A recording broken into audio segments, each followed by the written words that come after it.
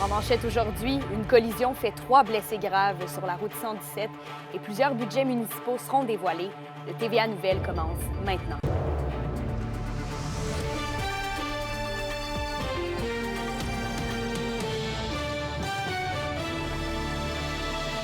Bon lundi, bienvenue au TVA Nouvelle. D'abord, une collision impliquant 2 véhicules de type face-à-face est survenue plus tôt aujourd'hui sur la route 117 à la hauteur du kilomètre 599 à Rouyn-Noranda. C'est dans le secteur du lac Joannès et c'est vers 7h15 que les services d'urgence ont été appelés à se rendre sur les lieux. 3 personnes ont été transportées au centre hospitalier pour y traiter des blessures graves. Les pinces de désincarcération ont été demandées. Bon, présentement, la circulation se fait en alternance. Des policiers formés en enquête collision sont sur place pour analyser la scène. Et parlons économie maintenant. Les budgets municipaux 2025 seront dévoilés dans plusieurs municipalités de la région aujourd'hui. C'est le cas à Val-d'Or, Rouyn-Noranda et Ville-Marie. Et dans les 2 dernières années, les Témiscabitibiens ont vu leur compte de taxes municipales bondir de façon plus marquée à Val-d'Or et Rouyn-Noranda, où en moyenne, ça a augmenté respectivement de près de 11 et de 12 Bon, à la Sarre, le budget sera livré jeudi, alors que ce sera à la mi-janvier pour Amos. Et comme les budgets de Rouyn-Noranda et Val-d'Or seront dévoilés ce soir, on vous les présentera demain.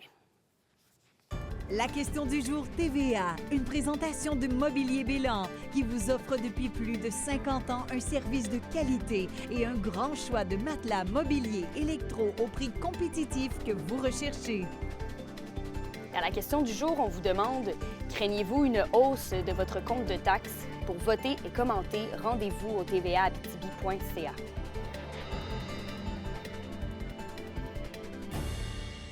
Et ensuite, c'est officiel, les travailleurs de Poste Canada reprendront du service dès demain.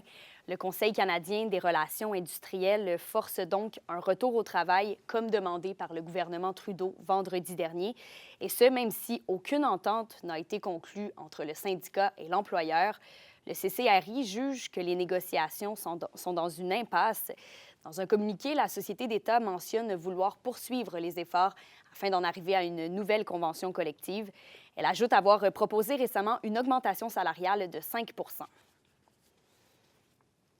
Et toujours en lien avec des négociations, les membres du syndicat des intervenants en milieu résidentiel pour adultes veulent continuer de se faire entendre. Le syndicat a d'ailleurs fait le point vendredi dernier avec ses membres dans une assemblée à Rouyn-Noranda.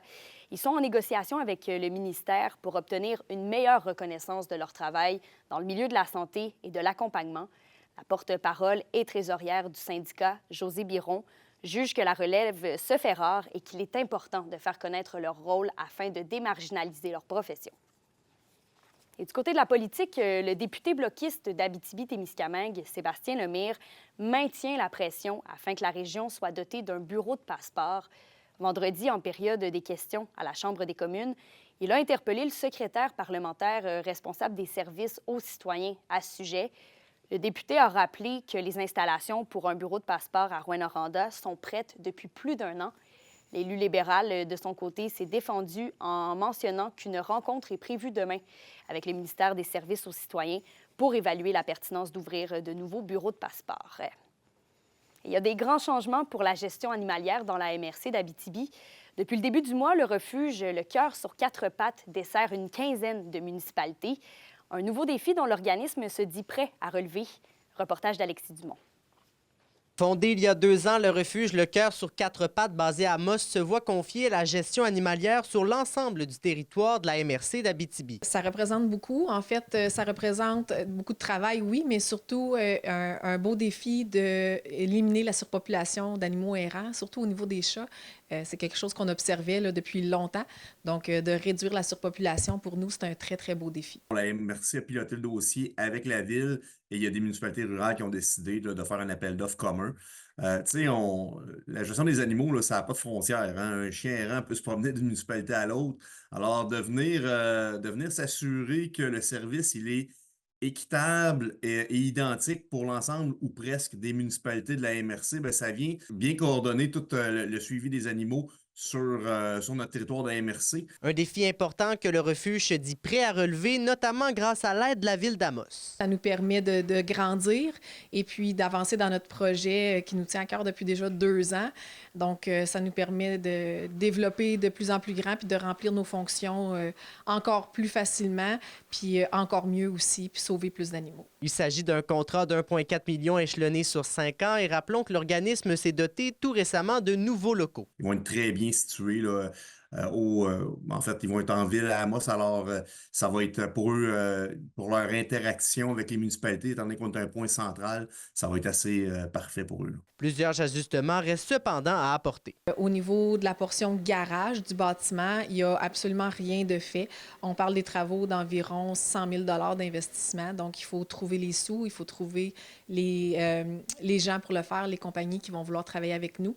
Donc, on parle là, de plusieurs semaines, voire mois, là, avant de pouvoir faire tous ces travaux-là. Le contrat s'est amorcé officiellement le 1er décembre. Il regroupe une quinzaine de municipalités de la MRC. À noter que Lacorne, Saint-Mathieu-d'Aricana et Picogan ne font pas partie de l'entente. Alexis Dumont, RNC Nouvelles, Amos. Et au culturel, le groupe punk rock francophone Maniac, originaire d'Abitibi-Ouest, annonce la sortie de son tout premier album intitulé Vendredi 13. C'est le résultat de 2 années de travail pour le groupe. Les paroles entièrement rédigées en français plongent au cœur de la condition humaine et explorent la psychologie et traitent des enjeux sociaux actuels. Depuis vendredi dernier, l'album est disponible sur toutes les plateformes. Et les Foreurs de Val-d'Or s'offrent une fin de semaine parfaite de 4 points avant Noël. D'abord, vendredi, le Vert-et-Or a offert une solide performance à leurs partisans avec une victoire de 6-4 contre les Tigres de Victoriaville. Noah Reinhardt a mené l'attaque avec 2 buts, ce qui lui a également valu la première étoile de la rencontre. Samedi, les Foreurs avaient encore bien de l'énergie pour tenir tête aux Cataractes de Shawinigan. Dans une victoire chaudement disputée de 2-1, le gardien Émile Bournoyer s'est très bien débrouillé. Avec 33 arrêts sur 34 tirs quand même, il s'est vu récompensé de la première étoile du match. Et c'est un week-end à la maison à oublier pour les Huskies de Rouyn-Noranda. Les hommes de Steve Hartley ont enchaîné coup sur coup une défaite de 4-3 contre les Cataractes de Shawinigan et une défaite de 5-2 contre les Tigres de Victoriaville. Malgré une belle remontée de 3 buts de la Meute vendredi, la ténacité des Cataractes a fait la différence. Et c'est Jacob Lachance qui est venu planter le dernier clou dans le cercueil des Huskies en toute fin de 3e période. Le prochain match de nos 2 équipes régionales sera un duel de la 117 le 29 décembre. Et justement, on a pu discuter avec des joueurs des Huskies qui font un bilan de mi-saison à l'aube des fêtes.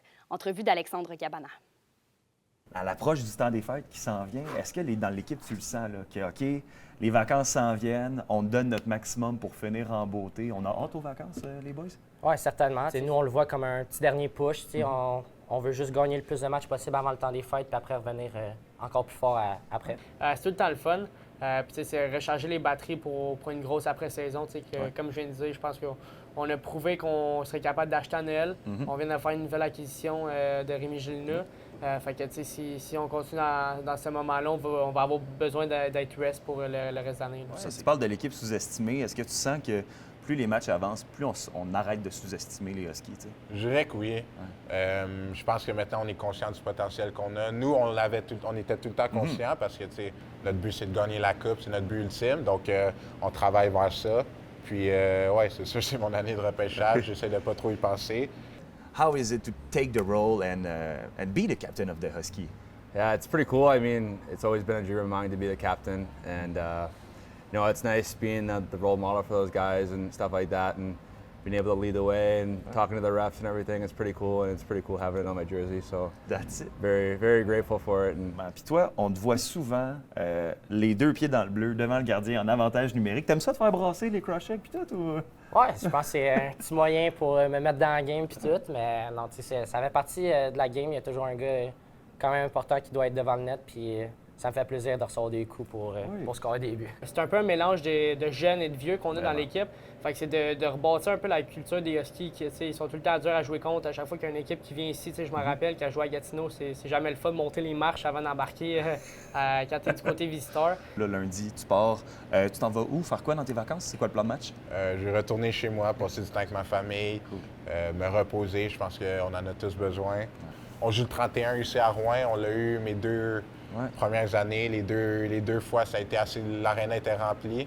Fait que c'est des matchs auxquels j'attends depuis le début de l'année. Yeah, 12 days. It's going to be nice to be home and see my family and everything. Excited? Yeah, very excited. Very excited. Wow. So you're heading back to Halifax? Yeah, I'm driving Saturday night to Montreal, then flying out of Montreal, going home. So, Wow. Yeah. Have fun, man. Yeah, thank you. Yes, sir. Appreciate Thank it. you. Yeah. Thanks a lot. Pour une nouvelle importante à nous communiquer, contactez-nous, nouvelles au pluriel, @rncmedia.ca, par téléphone au 1-866-463-4636 et notre site web tvaabitibi.ca.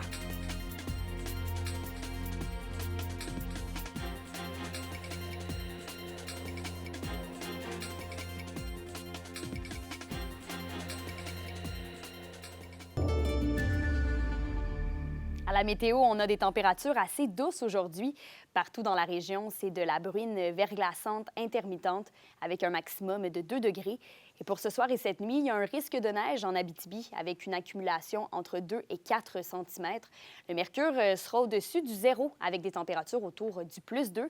Et plus au sud, de votre côté, ce sera de la pluie avec des températures à la hausse pour atteindre +4 au cours de la nuit.